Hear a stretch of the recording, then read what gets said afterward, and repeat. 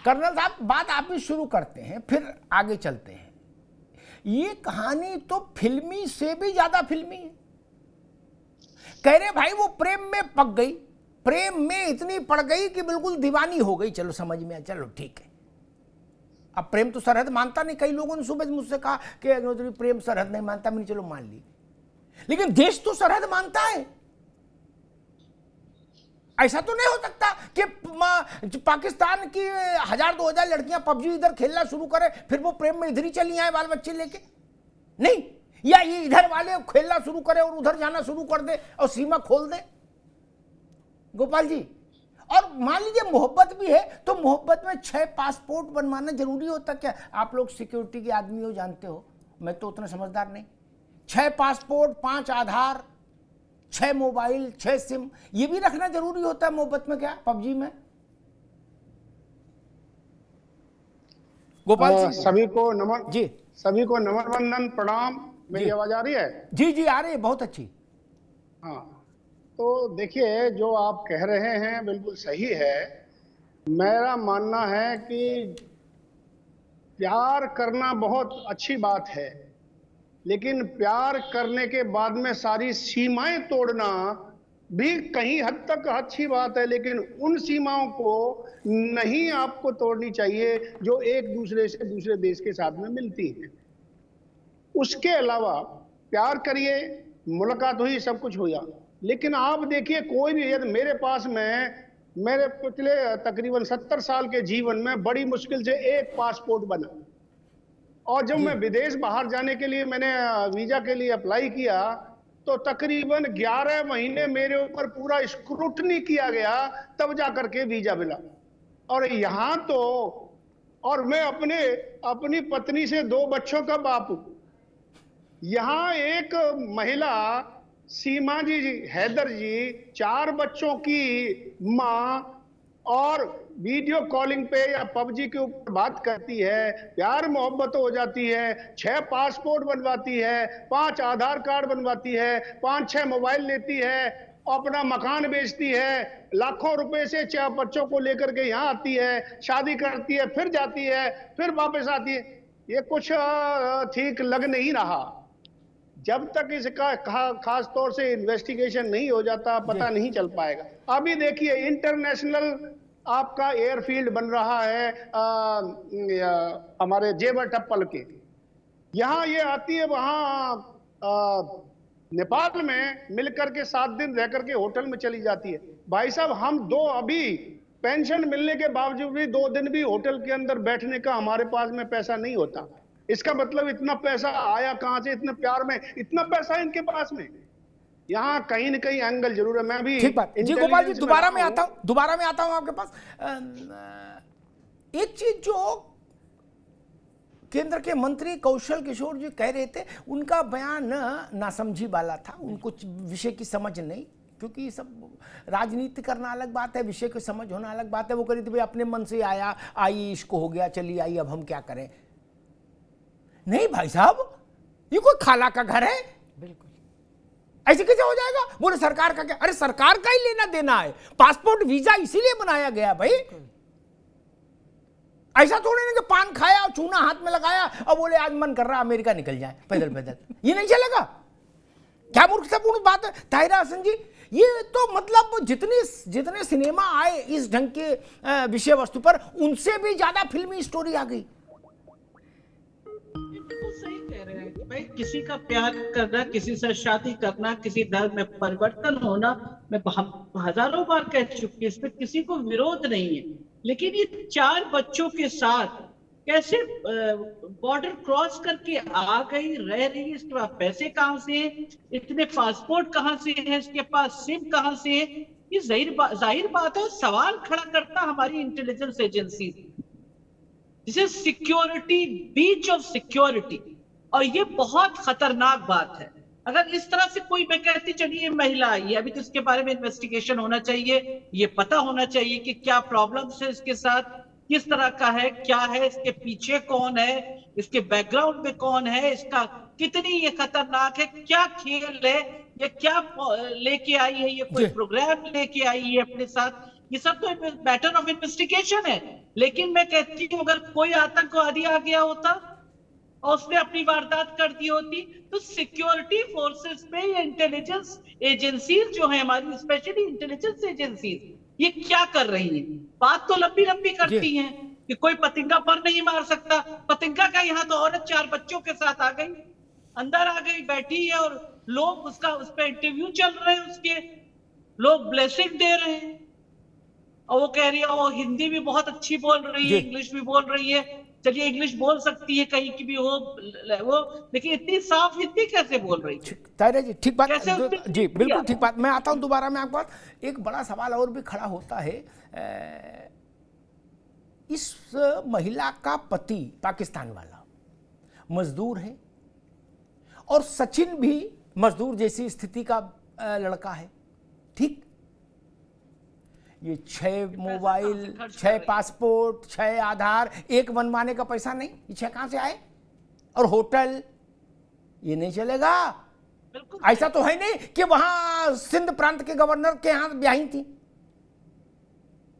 इसलिए बड़ा राजकाज था। पति तो मजदूरी करता है ना, अभी भी मजदूर की बीवी, और ये ठाट बाट, इसलिए मसला खड़ा होता है। इसके पीछे कोई है क्या? डॉक्टर नीता शर्मा जी, आपको क्या लगता है? एक केवल प्यार का मसला है कि भाई प्यार में दीवानी हो गई, चली आई बोली, और ऐसा कुछ पढ़ लिया होगा शेर वगैरह जो चलते हैं कि प्यार इश्क नहीं मानता कोई सरहद, तो न चली आई बोली, जब लिख ही दिया शायरों ने कि इश्क सरहद नहीं मानता, चलो। नमस्कार अमिताभ जी, आपके मंच पर आज पहली बार आपका निवेदन आया, तो आपको बहुत बहुत अभिनंदन आपका, और पैनल पे सारी गेस्टों का बहुत बहुत अभिनंदन। देखिए, सीमा हैदर के केस में बहुत सारी सीमाओं का पर्दाफाश हो रहा है। सबसे बड़ा पर्दाफाश तो जो भारत नेपाल का बॉर्डर है, जैसे कि अभी आदरणीय डिफेंस एक्सपर्ट ने भी बोला और हमारे साथ में मेरी बहन ने भी बोला कि ये बहुत बड़ा प्रश्न है भारत की सिक्योरिटी के ऊपर। हालांकि भारत और नेपाल का जो बॉर्डर है वो संधि के अंतर ध्यान में जो ट्रीटी एक साइन करी गई है पीस और फ्रेंडशिप की, उसके अंतर्गत दोनों ही देशों में आवाजाही बहुत ही सहज रूप से होती है। लेकिन जैसे कि मेरी बहन ने बोला, ताहिरा जी ने, कि इस माध्यम से तो आईएसआई के एजेंट उनके एसेट्स भी पहुंच सकते हैं, तो पहुंच सकते नहीं है, पहुंच रहे होंगे, क्योंकि सीमा हैदर का जो अभी तक प्रकरण सामने आया है, जैसे कि आपने बोला कि बहुत ही सामान्य उससे ताल्लुक रखती हैं, तो इतने इनको फैसिलिटीज कहाँ से प्रोवाइड की गई? बहुत सी सीमाओं का पर्दाफाश है। क्या ये गुलाम की गुलामी की आजादी की सीमा है? क्या ये प्रेम की उस पराकाष्ठा की सीमा है जिसके अंतर्गत मजहब नहीं देखा गया, देश नहीं देखा गया? क्या ये पाकिस्तान में हो रही, बालूचिस्तान में, सिंध में हो रही महिलाओं के प्रति अत्याचारों की सीमा है जिसके अंतर्गत वो यहाँ आई? 2014 में ये बहुत ही यौवन अवस्था की स्त्री लगती हैं। मैं भी एक स्त्री हूँ, मेरे साथ 2 स्त्रियां और मंच में जुड़ी हुई हैं, और 2014 में विवाह हुआ, 2023 में 9 साल के अंदर 4 बच्चे। छोटा बच्चा मेरे ख्याल से जो दिख रहा है 6-7 साल का होगा, यानी कि 5-6 साल में एक बच्चा बनाने वाली मशीन बनाते हुए महिला की सीमा है। क्या इस महिला ने वहां पे वो अत्याचार नहीं झेले होंगे जिन अत्याचारों का जवाब एक हिंदुस्तानी युवक ने जिम्मेदारी के साथ, समर्पण के साथ निभाया? क्या ये उसकी सीमा है? क्या ये खाली प्रेम से बाहर कोई एक एजेंट हो सकता है, उसकी सीमा है? बहुत से प्रश्न हैं। अंडर इन्वेस्टिगेशन ये पूरा प्रकरण चल रहा है, लेकिन जहां तक मैं समझती हूँ, सबसे पहली जो सीमा का उल्लंघन हुआ वो भारत नेपाल की, पाकिस्तान की सीमा का हो रहा है। ये खाली ये पहली सीमा नहीं है जो सीमा को लांघी है, शायद बहुत सी सीमाएं, बहुत से पुरुष, बहुत से आईएसआई के एजेंट्स, एसेट्स यहाँ तक आते होंगे। ये तो सिक्योरिटी एजेंसी का सवाल है, लेकिन जहां तक प्रेम का मामला है, जहां तक इतने एसेट्स प्रोवाइड का मामला है, जहां तक आप बोल रहे हैं अमिताभ जी की इतने सिम और इतनी चीजें और इतनी नॉलेज, ये लड़की बहुत ज्यादा इंटेलिजेंट लगती है मेरे को। जिस प्रोफेशन से ये इंग्लिश बोल रही है, सिंधी भी बोल रही है, ये सिंधी भी बोल रही है, ये हिंदी भी बोल रही है, इंग्लिश भी बोल रही है, तो एक तरीके से इसका आईक्यू लेवल बहुत दिखता है। बिल्कुल बिल्कुल कन्फ्रंट कर रही है। ठीक है डॉक्टर नीता जी, ठीक है, मैं रावत साहब के पास चलूंगा, फिर बरखा जी आपके पास आऊंगा। भाई यहाँ भारत में तो उल्टी गंगा बह रही, जो अंग्रेजी बोलना सीख गई उसका मुकदमा चल रहा है कि उसने अपने हिंदी बोलने वाले पति को छोड़ दिया। Maurya and company. दूसरी पे बात चल रही, यहां अंग्रेजी बोलने वाली मजदूर की बेगम दूसरे मजदूर के पास आ रही है और 6 पासपोर्ट साथ में ला रही है। अमिताभ अग्निहोत्री के पास एक नहीं। बड़ा रावत साहब, बागेश्वर धाम महाराज कह रहे हैं कि भाई अब हल्ला नहीं करो, विभीषण को भगवान राम ने भी शरण दी थी, आने दो। वो भगवान राम थे, उन्हें पता था विभीषण भी कुछ दाएं बाएं करेगा तो इसके भी कान के नीचे लगा देंगे, उनमें सामर्थ्य थी। यहां तो मामला थोड़ा विचित्र है रावत साहब, नहीं? देखिए अमिताभ जी, प्यार की कोई सीमा नहीं होती है। प्यार अनंत है, ब्रह्मांड की तरह। लोग प्यार में 7 समुद्र की सीमाएं लंघ जाते हैं। फिल्मी डायलॉग लग रहा है। बिल्कुल बॉर्डर का मामला है जी। और प्यार के अंदर अंग्रेजी बोलना क्या, दुनिया भर की भाषाएं सीख लेता है आदमी। जब प्यार परवान चढ़ता है ना, चाहे वो लैला मजनू का हो चाहे हीर रांझा का हो, प्यार परवान चढ़ा। रही पासपोर्टों की बात, तो पासपोर्ट कई बार आदमी ज्यादा ट्रैवलिंग करता है तो 2-2, 3-3, 4-4 इकट्ठे हो जाते हैं। ये एक जांच का विषय है कि पासपोर्ट अलग अलग नाम से हैं या एक ही नाम से हैं, और एक ही नाम से तो क्या वो रिन्यू किए गए हैं। एक तो ये विषय है। और रही सिमों की बात, ये दुबई गई थी, दुबई की एक सिम हो सकती है, नेपाल आई थी, नेपाल की एक सिम हो सकती है, इंडिया में आई तो इंडिया की 1-2 सिम हो सकती है, पाकिस्तान की हो सकती है। तो सिम भी आजकल लोग 10-20 रखते हैं, वो भी कोई बड़ी बात नहीं है। लेकिन जो इसकी बोलने का IQ लेवल है, और जब आदमी PUBG खेलता है और जब प्यार में जब रोज 4-4, 6-6 घंटे बात करता है ना, तो भाषा भी सुधर जाती है और इंटेलिजेंसी भी आ जाती है। प्यार में आदमी जितनी चोरियां करता है और जितनी झूठ बोलता है, वो एक्सपर्ट हो जाता है मार्केट में। तो ये इतना जब इंटरनेशनल प्यार हुआ है, तो अमिताभ जी, इंटरनेशनल प्यार में तो आदमी करता है ना। अभी मान लो हमें ही किसी विदेशी महिला से हो जाए तो अंग्रेजी सीखेंगे ना, यानी कहीं ना कहीं कोशिश तो करेंगे कि अंग्रेजी ढंग से आ जाए, या पाकिस्तानी से हो जाए तो उर्दू सीखने की कोशिश करेंगे। और सबसे बड़ी बात है, यहाँ आने के बाद उसने एक्सेप्ट किया कि मैंने ये गलती की है, कि मैं गलत तरीके से आई हूँ, लेकिन मैंने हिंदू धर्म को अपना लिया। मैं वहां दुखी थी, मैं जाना नहीं चाहती, और मुझे वहां मार देंगे, और ये सच है कि उनको वहां मार दिया जाएगा, ये सच है वहां जिस प्रकार से। और फिर एक शरणार्थी को शरण देने का दायित्व बनता है। अगर वो यहाँ पे आई गई है, उसने हिंदू धर्म एक्सेप्ट कर ही लिया है, तो फिर भारत सरकार का फर्ज बनता है कि उसको शरण दी जाए, उसकी सुरक्षा की जाए, और उनका जो प्यार है उसको लीगल बनाया जाए। जी, ठीक बात रावत साहब। ये बात रावत साहब ने कही कि भाई प्यार में सीख लेता है, लेकिन ठीक है, लेकिन यहाँ तो प्यार के 2 सिरे हैं। एक वो प्यार जिससे 4 बच्चे हुए, एक दूसरा प्यार जिससे अभी बच्चे नहीं हुए, अभी तो नोएडा में है लड़का सचिन। ठीक, दोनों कोई अंग्रेजी नहीं जानता। ये किसके लिए सीखी थी लाड़ो अंग्रेजी? इनमें दोनों में कोई अंग्रेजी नहीं जानता। ये किसके लिए सीखी अंग्रेजी? न पहले वाला जानता, और इस ये महिला ने कहा कि हमको पहले पति से प्यार नहीं मिला। मैं आपके पास आऊंगा बरखा जी। भाई 5 साल में, 6 साल में 4 बच्चे हो गए, और कितना प्यार चाहिए? नहीं, तेरे प्यार नहीं मिला इसलिए यहां आ गए। भाई कुछ तो लिहाज करो, अभी जनसंख्या दिवस बीत के गया है।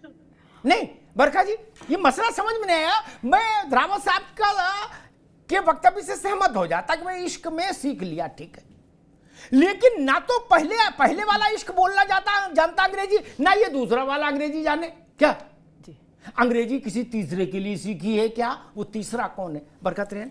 अमिताभ जी, मुझे अनइंटरप्टेड टाइम चाहिए। कुछ बहुत महत्वपूर्ण सवाल है। सबसे पहले बात, मेरा देश सबसे सर्वप्रिय है, इसकी सुरक्षा से हम कभी भी कॉम्प्रोमाइज नहीं कर सकते।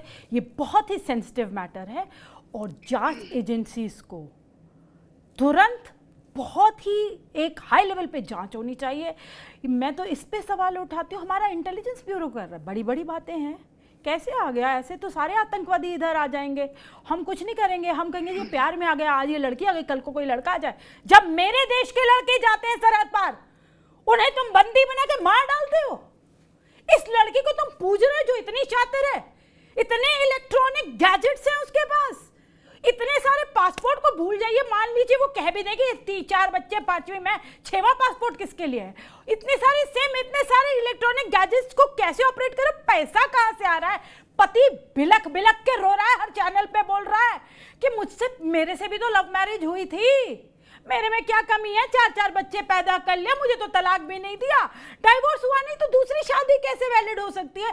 सबसे बड़ा लीगल सवाल, क्योंकि मैं लीगल फंड पे भी काम करती हूँ, लीगल सवाल है, जब पहले पति से तलाक ही नहीं हुआ तो दूसरी शादी कैसे? यहाँ पर हिंदू मुसलमान का एंगल ला करके लोग बड़े खुश हो रहे, अच्छा एक मुसलमान लड़की हिंदू लड़के से शादी करे। अरे इसमें सबसे पहले इस शातिर लड़की के ऊपर एक इन्वेस्टिगेशन तो करिए, क्या ये रहने लायक भी है? और दूसरी बात, ये वापस जाए पाकिस्तान में, पहले पति और उसके बच्चे को तो वापस करके आए, उसे तलाक दे के आए, वो बच्चे के लिए बिलक रहा है। क्या एक पति अपने बच्चों को ऐसे ही छोड़ दे? वो तो कह रहा है कि मैं तो तुम्हारे लिए पूरा मकान तुम्हारे नाम कर दिया, तो पूरी कायनात तुम्हारे नाम में कर दिया। और क्या करता वो पति? वो बेचारा लाचार आज बैठा हुआ है, हमारी तरफ देख रहा है, भारत सरकार की तरफ देख रहा है कि भारत सरकार मेरी पत्नी को वापस कर दे। पहले तो जिसकी पत्नी है उसकी पत्नी है ना, दूसरी पत्नी के दावे भर रही है, आज 2 दिन बाद तीसरा कोई मिल जाएगा, फिर कोई चौथा मिल जाएगा। मैं उनके कैरेक्टर पे बिल्कुल नहीं सवाल उठा रही, लेकिन जो उनकी हरकतें हैं वो आपके सामने ही है। तो सुरक्षा जांच एजेंसियां कहां बैठी हैं? और जो भी बयानबाजी आ रही है, मैं अभी देख रही हूं जो सांसद साहब की, वो तो बहुत ही बिल्कुल नासमझी की है।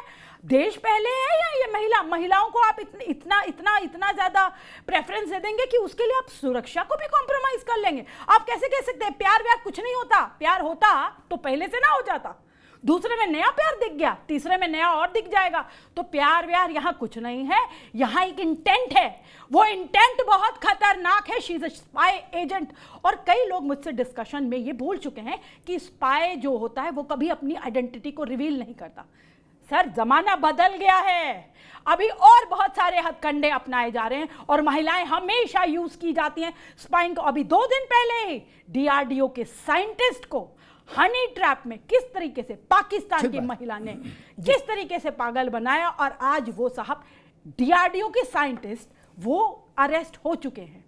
तो बहुत सारे ऐसे हैं, लेकिन मेरा दिल तो तब रोता है जब मैं देखती हूँ मैं यहाँ देश से लड़के मैंने बहुत सुने जो सरहद पार चले गए, गलती से चले गए, उनको तो आपने मार डाला, उनके साथ ये ट्रीटमेंट किया, और यहाँ हमने इसको हीरोइन बना रखा है। हर मीडिया पे इसको बैठना, इसका कॉन्फिडेंस देखिए, कितने लगातार झूठ बोलती जा रही है और हम इस झूठ को एक्सेप्ट करते जा रहे हैं, और इनको हमने एकदम हीरोइन सा बना दिया। क्यों?